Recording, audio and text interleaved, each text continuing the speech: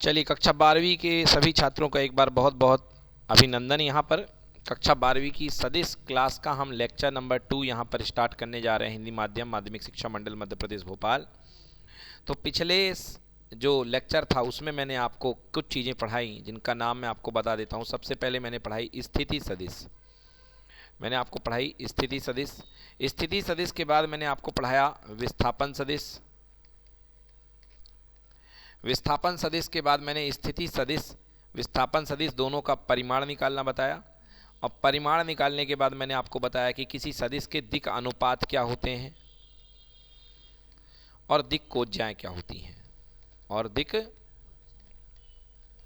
कोज्याएं क्या होती हैं ये भी बताया। और साथ ही साथ मैंने आपको बताया इकाई सदिश। क्या बताया बच्चों? इकाई सदिश। अक्षों के अनुदिश भी इकाई सदिश बताए और वैसे भी इकाई सदिश। ये बहुत इंपॉर्टेंट क्लास थी, जिन लोगों ने नहीं पढ़ा है कृपया लेक्चर 1 जाकर के पढ़ लेंगे। और दिक् अनुपात और दिक् कोज्याएं का सवाल हर बार एग्जाम में आता है, तो इट इज़ वेरी इंपॉर्टेंट। दिक् कोज्याएं और दिक् अनुपात का सवाल आपके पास में जरूर आएगा एग्जाम में। चलिए आज आगे बढ़ते हैं। तो आज हम पढ़ने वाले हैं, आज का हमारा टॉपिक है समांतर सदिश। समांतर सदिश। देखिए, समांतर सदिश का मतलब ऐसे समझिए, ये आपके पास में एक सदिश ए है और ये एक सदिश जो है आपके पास में बी है। देखिए, दोनों सदिश क्या एक दूसरे को कहीं पर प्रतिच्छेद कर पाएंगे? नहीं, क्योंकि इनकी दूरी हर समय बराबर बनी हुई है। इनके बीच की दूरी हर समय एक जैसी बनी हुई है और ये एक दूसरे को कभी भी प्रतिच्छेद नहीं करेंगे। तो ऐसे सदिश जो एक दूसरे को कभी भी प्रतिच्छेद नहीं करते हैं, ऐसे सदिश को आप क्या बोलते हैं? समांतर सदिश। और इसका जो रूप होता है, ये समांतर सदिश इस तरीके से दिखाई देता है। ये जो सदिश ए है, यहाँ पे वेक्टर ए जो है, ये बी का क्या है? कुछ गुना ही तो है, मतलब lambda times of vector B आप लिख सकते हैं। भाई दिशा तो सेम है। अब हो सकता है कि ए बी का 2 गुना हो, तो ए लैम्डा की जगह कितना आ जाएगा? 2 आ जाएगा। और हो सकता है कि ये ए बी का 3 गुना हो। मतलब ये समांतर सदिश होने का प्रतिबंध है कि ए जो होगा बी का कुछ गुना होगा। लैम्डा यहाँ पे क्या है? नियतांक है। क्या है यहाँ पे? लैम्डा नियतांक है। ठीक है ना, लैम्डा यहाँ पे नियतांक है। अब देखिए, अगर लैम्डा धनात्मक होगा, जैसे अच्छा आप लैम्डा ना लें, अगर लैम्डा आपको अच्छा नहीं लगता तो आप एम ले लें, उससे कोई दिक्कत नहीं है। एम यहाँ पे नियतांक है।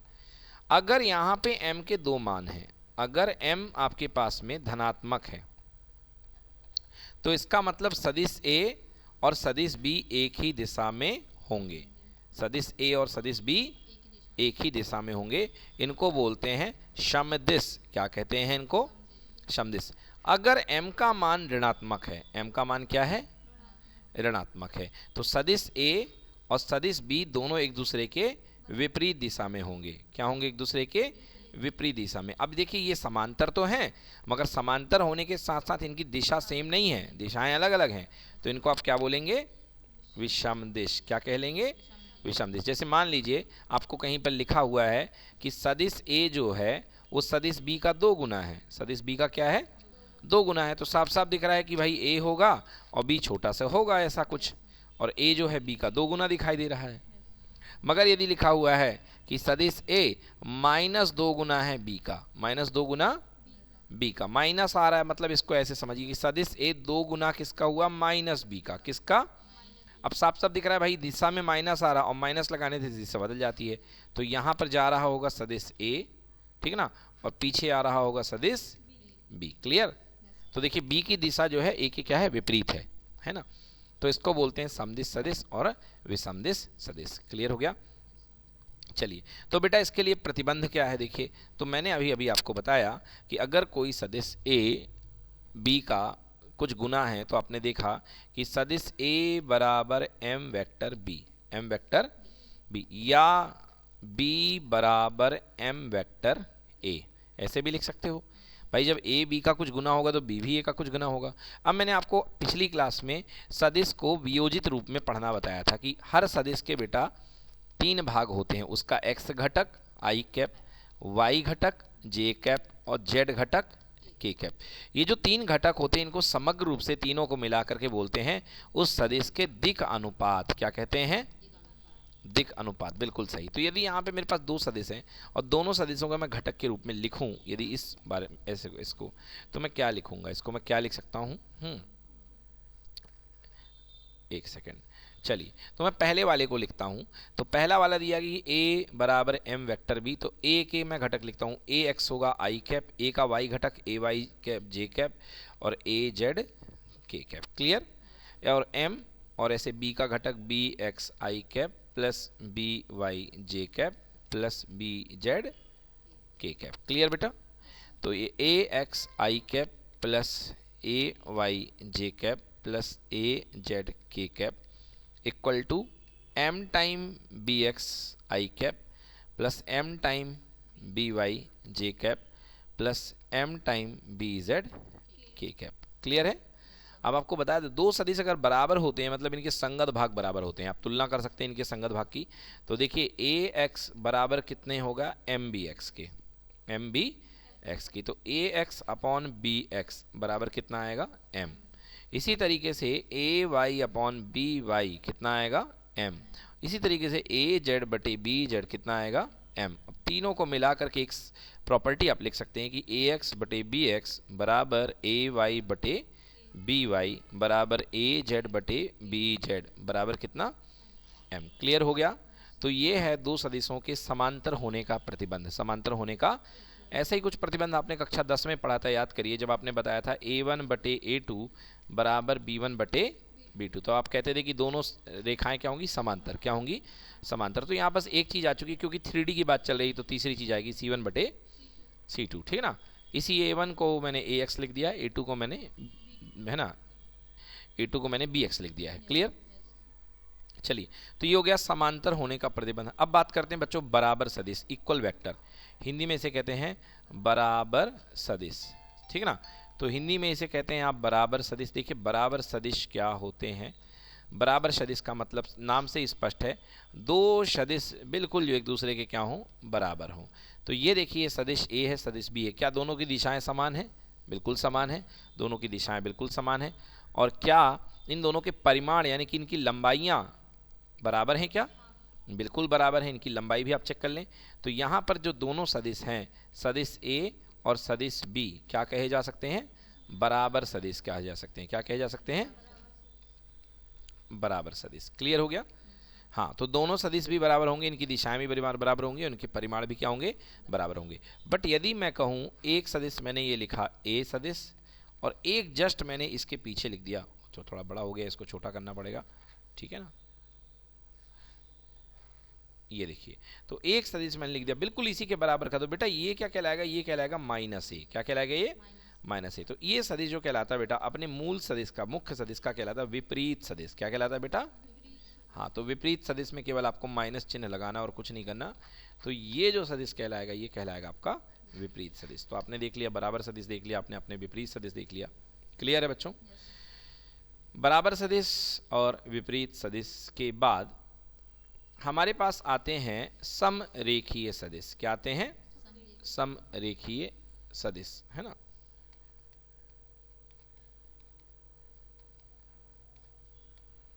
समरेखीय सदिश, देखिए समरेखीय बिंदु भी होते हैं, है ना।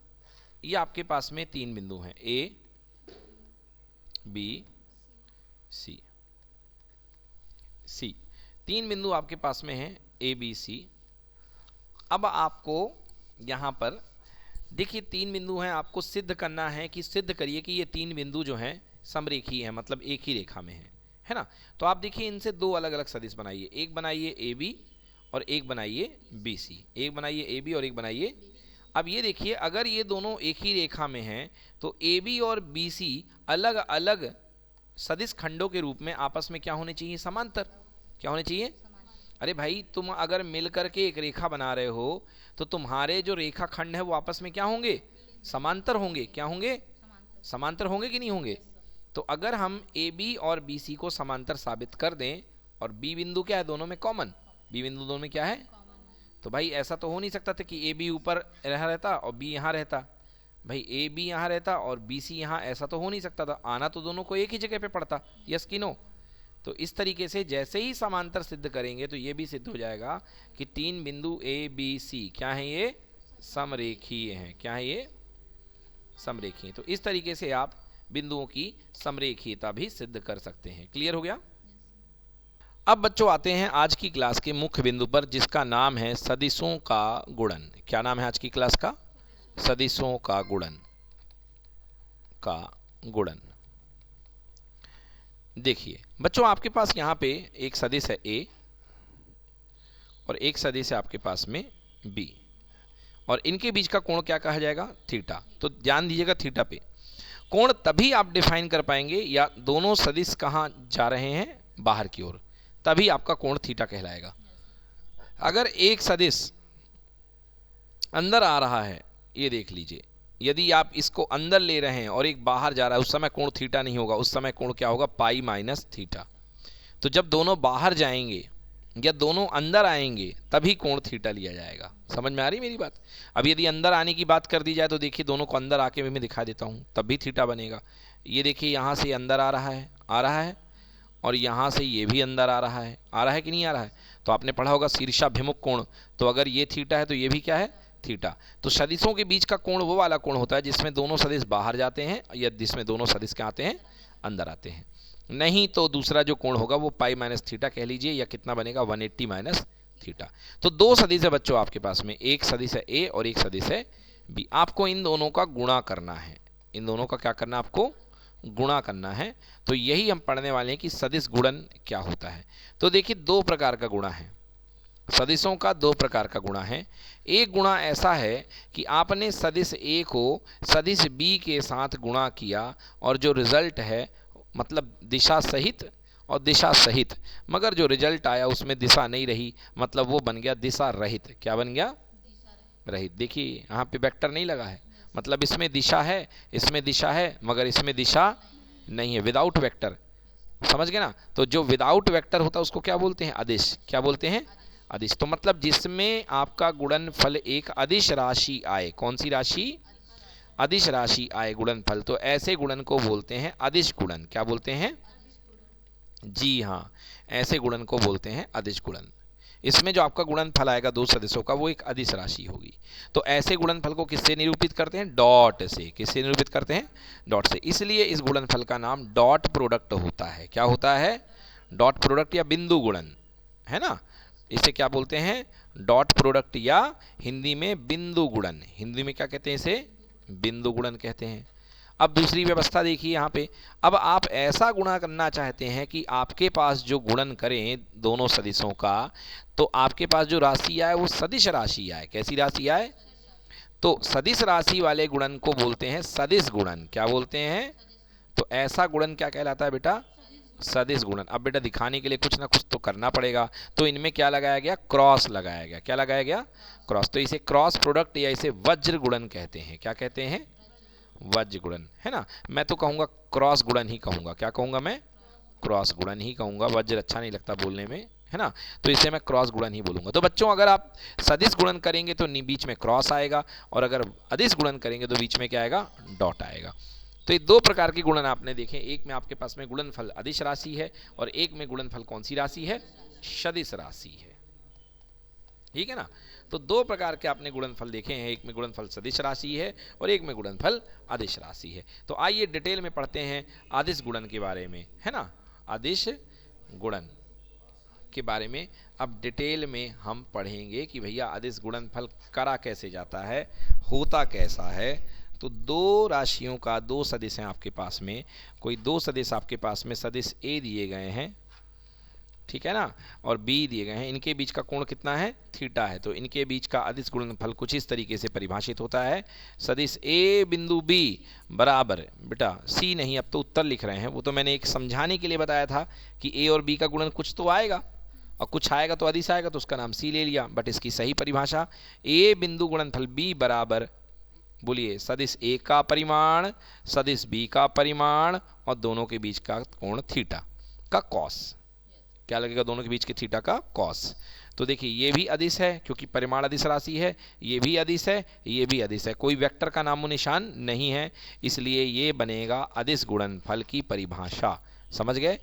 वेरी वेरी वेरी इंपॉर्टेंट, है ना? Mod vector A mod vector B cos theta. यहाँ से एक और फॉर्मूला निकल करके आता है, दो सदिशों के बीच का कोण। क्या निकल करके आता है? दो सदिशों के बीच का कोण, तो सदिश A dot sector dot B upon mod vector A mod vector B बराबर कितना, कॉस थीटा। इस सदिश इसको उपयोग करके आप निकाल सकते हैं दोनों के बीच का कोण। क्लियर। एक छोटी सी चीज यहां पे क्लियर कर देना चाहूंगा आपको मैं। अगर दो सदिश हैं बेटा, वेक्टर ए और वेक्टर बी, चित्र से दिख रहा है ये एक दूसरे क्या है, लंबवत हैं। क्या है एक दूसरे के, लंबवत। तो लंबवत सदिश का बेटा डॉट प्रोडक्ट निकालता हूं, तो ए डॉट बी बराबर सदिश ए का परिमाण सदिश बी का परिमाण कॉस थीटा कॉस 90। कॉस 90 का मान कितना होता है, 0। कितना होता है, तो 0 के साथ मल्टीप्लाई होकर के सब कुछ 0 बन जाएगा। तो ए डॉट बी बराबर कितना, 0। याद रखिएगा कि अगर दो सदिश आपके पास में लंबवत हैं तो उनका बिंदु गुणनफल कितना आएगा, 0 आएगा। क्लियर हो गया। चलिए, तो ये हो गया आपके पास में सदिश गुणनफल, अदिश गुणनफल। अब हम देखते हैं इकाई सदिशों का अदिश गुणनफल। किसका देखते हैं, हाँ, इकाई सदिशों का, यानी कि यूनिट वेक्टर का इकाई सदिश का बिंदु गुणन, इकाई सदिश का बिंदु गुणन। देखिए बेटा, है ना, बिंदु गुणन। आपके पास में कोई इकाई सदिश है बेटा, मान लीजिए ये कोई सदिश है ए। क्या है बेटा, कोई सदिश ए, ये पूरा सदिश है। मैंने बताया था कि ए की दिशा में इकाई परिमाण का सदिश, एक कदम का सदिश, कितने कदम का, एक कदम का, इसकी लंबाई जो भी हो मगर इसकी लंबाई एक कदम है, एक कदम के सदिश को बोलते हैं इकाई सदिश। क्या बोलते हैं इसको, इकाई सदिश। ठीक है ना। हाँ, तो याद रखिएगा कि इकाई सदिश का परिमाण हमेशा कितना निकला है, 1। तो अब हमें देखिए क्या करना है, हमें सदिश ए का, इकाई सदिश का हम गुणा पढ़ने वाले हैं। इसके पहले मैं सदिश ए का सदिश ए से गुणा सिखाने वाला हूं। सदिश ए का सदिश ए से गुणा, तो सदिश ए का सदिश ए से गुणा। अब इसको अलग अलग मान करके चलिए, ए डॉट बी बराबर पहले सदिश का परिमाण दूसरे सदिश का परिमाण और कॉस दोनों के बीच का कोण। अब बताइए खुद का खुद के साथ कोण कितने डिग्री होता है, 0, है ना। सदिश ए का परिमाण कितना होगा बेटा, ए, ये भी क्या होगा ए, ये क्या हो गया 1। तो बेटा सदिश ए, इसको आप चाहे तो मैग्नीट्यूड लिख दो, कोई दिक्कत नहीं है ना, बताया था मैंने पिछली क्लास में। ये क्या हो जाएगा बेटा, सदिश ए का वर्ग, सदिश ए का बराबर इसके परिमाण का वर्ग। बहुत अच्छा फॉर्मूला, ये बहुत काम का फॉर्मूला है बेटा, कि किसी भी सदिश का वर्ग उसके परिमाण के वर्ग के बराबर होता है, परिमाण के वर्ग के बराबर होता है। क्लियर हुआ कि नहीं हुआ। तो किसी भी सदिश का वर्ग उसके परिमाण के वर्ग के बराबर होता है। चलिए अगली प्रक्रिया में चलते हैं। अगली प्रक्रिया क्या है, अगली प्रक्रिया है इकाई सदिशों का गुणनफल, जो हम पढ़ने वाले थे। इकाई सदिशों का गुणन। तो इकाई सदिशों के गुणन में हमारे पास, आपको याद दिलाना चाहूंगा, मैंने आपको इकाई सदिश बताए थे अक्षों के अनुदेश। एक्स अक्ष का इकाई सदिश होता है आई कैप, वाई अक्ष का इकाई सदिश होता है जे कैप, और जेड अक्ष का इकाई सदिश क्या होता है, के कैप। और इन सब के बीच में कितने कितने डिग्री का एंगल होता है, 90 डिग्री का। सबके 90 पे एंगल हुआ करते हैं। ठीक है। अब चलिए देखिए, अब मैं आई कैप का खुद के साथ डॉट प्रोडक्ट कर रहा हूं। तो I cap dot I cap, I cap dot I cap. वैसे तो मैंने आपको बता दिया है कि I cap dot I cap मतलब आई कैप का स्क्वायर हो जाएगा, और किसी सदिश का स्क्वायर उसके परिमाण के वर्ग के क्या होता है, बराबर होता है। और आई कैप का परिमाण कितना होगा, एक का वर्ग कितना हो गया, 1। मतलब चाहे आप आई कैप डॉट आई कैप करें, चाहे आप जे कैप डॉट जे कैप करें, चाहे के कैप डॉट के कैप करें, उत्तर कितना आएगा, 1, क्योंकि इनके परिमाण का वर्ग कितना है, 1 है। आप चाहें तो खुद भी अलग से ओपन कर लें। आई कैप डॉट आई कैप बराबर पहले सदिश का परिमाण दूसरे सदिश का परिमाण, दोनों के बीच का थीटा एंगल, तो 0 डिग्री है। तो ये भी 1, ये भी 1, ये भी 1, आंसर कितना आ गया, 1 आ गया। ठीक है। अब दूसरा देखते हैं, आई cap dot J cap, I cap dot J cap. तो क्या होगा, पहले सदिश का परिमाण दूसरे सदिश का परिमाण, दोनों के बीच का कोण कितने डिग्री, 90, क्योंकि आई और जे के बीच का कोण ये देखिए कितने डिग्री बताया मैंने, 90। और cos 90 कितना होता है, 0। cos 90 कितना होता है, 0। मतलब किसी भी अलग प्रकार के सदिश का अगर आप बिंदु गुणन करेंगे तो उत्तर कितना आएगा आपके पास में, 0 आ जाएगा। ठीक है ना। तो I cap dot J cap कर दीजिए, या जे कैप डॉट के कैप कर दीजिए, या के कैप डॉट आई कैप कर दीजिए बेटा, उत्तर हमेशा कितना मिलेगा आपको, 0 मिलेगा। क्लियर है ना।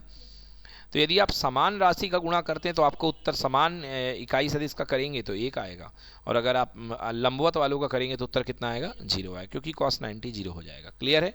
अब आइए घटक के रूप में हम देखते हैं, घटक के रूप में बिंदु गुणन, बिंदु गुणन मतलब कि एक तरीके से इनको बोलते हैं वियोजित सदिश। क्या बोलते हैं बेटा? वियोजित सदिश। वियोजित सदिश मतलब जिसके घटक आपको दिखाए जाते हैं उसको हम बोलते हैं वियोजित सदिश। तो हमारे पास दो वियोजित सदिश हैं बेटा। पहले सदिश ए है, सदिश ए बराबर है हमारे पास ए X I cap plus A Y J cap plus A Z K cap, ये पहला सदिश है। दूसरा सदिश, सदिश बी बराबर B X I cap plus B Y J cap plus B Z K cap. बेटा आपको क्या करना है? दोनों का गुणा करना है, ए डॉट बी करना है। क्या करना है? A dot B.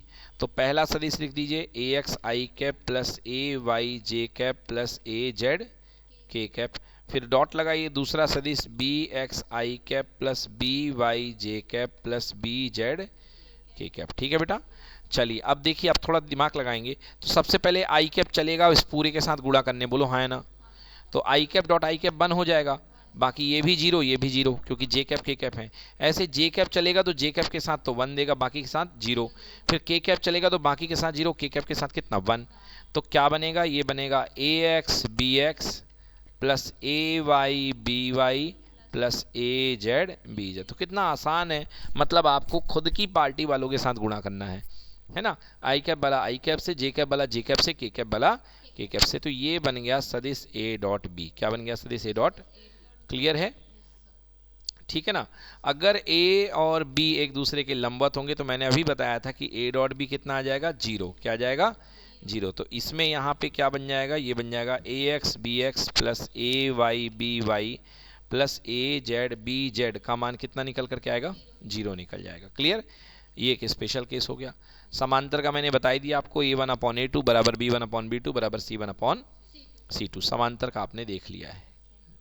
क्लियर है? अब देखिए एक और फॉर्मूला इसी में, cos थीटा इक्वल टू आपने देखा a dot B upon mod a mod b, यही मैंने बताया था। तो यदि इस कंसेप्ट का इस्तेमाल किया जाए इसी में वियोजित रूप में तो क्या बनेगा फॉर्मूला? ऊपर तो आएगा ए x B x plus A Y B Y plus A Z B Z, नीचे पहले सदिश का मॉड, मतलब मॉड आप जानते हैं पहले सदिश का मॉड। पहले सदिश के जो कंपोनेंट थे, पहला सदिश क्या था? ए वेक्टर बराबर ए X I cap plus A Y J cap plus A Z K cap. तो इसके सदिश के भाग क्या थे? ए एक्स ए वाई ए जेड। तो मॉड कैसे निकलता है? ए x square plus A Y square plus A Z square, पहले सदिश का परिमाण। और दूसरे सदिश का परिमाण क्या निकलेगा? B X square plus B Y square plus B Z का स्क्वायर। तो ये कंप्लीट फॉर्मूला है बेटा। क्या है ये? Complete formula. अगर कोई सदिश आपके पास दिया है तो उसका आपको कोण निकालना है, तो ये कंप्लीट फॉर्मूला। तो बच्चों इस तरीके से हमारा यहाँ पे डॉट प्रोडक्ट पूरा हो जाता है, मतलब बिंदु गुणन हमने यहाँ पे खत्म कर लिया है। चलिए तो आइए बिंदु गुणन पर सवाल लगाएंगे सभी बच्चे।